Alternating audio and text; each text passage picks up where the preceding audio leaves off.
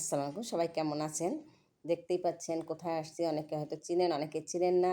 তো কোথায় আসছি, কি করতে আসছি, কি খেলাম সবই জানাবো। আমার সাথে আছে আমার মাম্মা, শ্বশুর, মাম্মু, শাশুড়ি এবং তার 2 মেয়ে এবং আমরা সবাই আছি।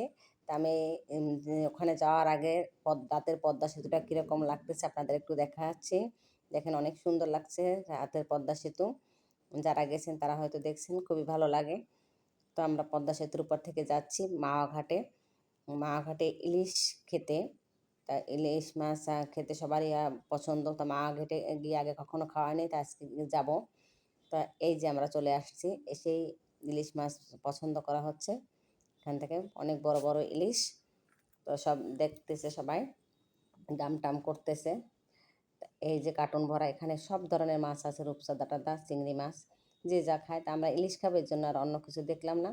ইলিশ মাছগুলো দেখেন অনেক সুন্দর, তাজা তাজা ইলিশ, পদ্মার ইলিশ। এই যে তা এই কার্টুন বড় বড় ককশিটের মধ্যে সমস্ত মাছ রাখা। এখানে এসে অর্ডার করে মাছ কিনে কাছে বসে কেটে ভাজি করে খাওয়া যায়। তা এই যে আমার মামা শ্বশুরের 2 মেয়ে, তারা সারাদিন জার্নি করছে, একটু ফ্রেশ হয়ে নিতেছে। সবাই ঘুরতেছি। আমরা মাছ চয়েস করা হয়েছে, তা মাছ কাটতেই রান্না করতে ভাজি করতে সময় লাগবে। সে সময় সবাই ঘুরে নিচ্ছি। আসলে স্পেসটা অনেক বড়। আমরা এসেছি রূপালী ইলিশ রেস্টুরেন্টে, দেখতেই পাচ্ছেন। তা দেখেন যে কত বড় এরিয়াটা, অনেক ভালো লাগছে পরিবেশটা।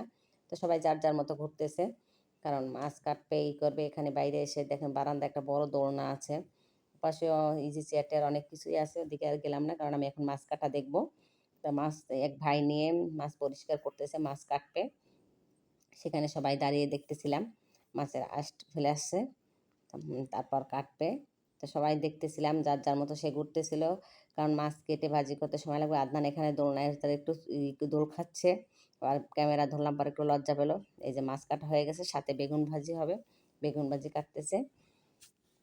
আমি দাঁড়িয়ে দাঁড়িয়ে সব দেখতেছি। বাইরে একটু আসলাম, বাইরের পরিবেশটা অনেক সুন্দর। এখানে এক লাইনে অনেক রেস্টুরেন্ট, তার কুটুম বাড়ি আছে। তারপরে আমরা যেটা আসছি সেটা হচ্ছে রূপালী ইলিশ, শখের বাড়ি আছে, মানে বিভিন্ন ধরনের বিভিন্ন নামের আছে। তা আমরা এখানে আসছি, এটাই উঠলাম। তা এখান থেকে আমি মাছ ভাজি করাটা দেখাচ্ছি আপনাদের।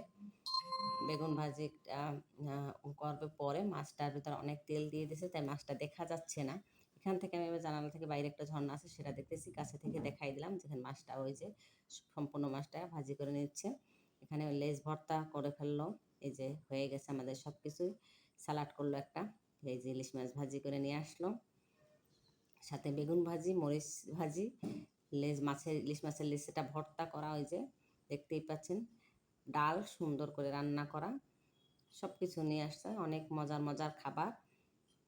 আমরা সেগুলো সবাই টেস্ট করতেছে। এই যে সবাই খেয়ে খেয়ে দেখতেছে।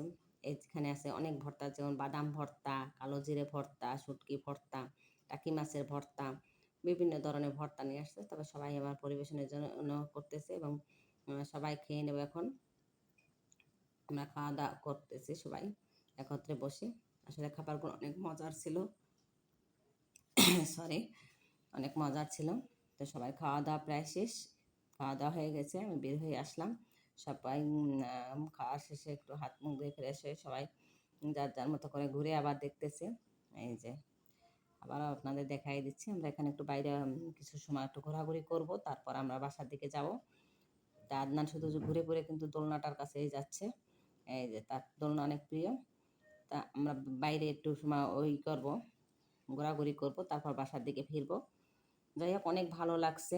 যারা এখনও আসেননি মাওয়া ঘাটে ইলিশ ভাজা খেতে, অবশ্যই আসবেন। বাইরে একটা ঝর্ণা আছে, বাইরের পরিবেশ, ভিতরের পরিবেশ, আসলে সব কিছুই অনেক সুন্দর লাগছে এবং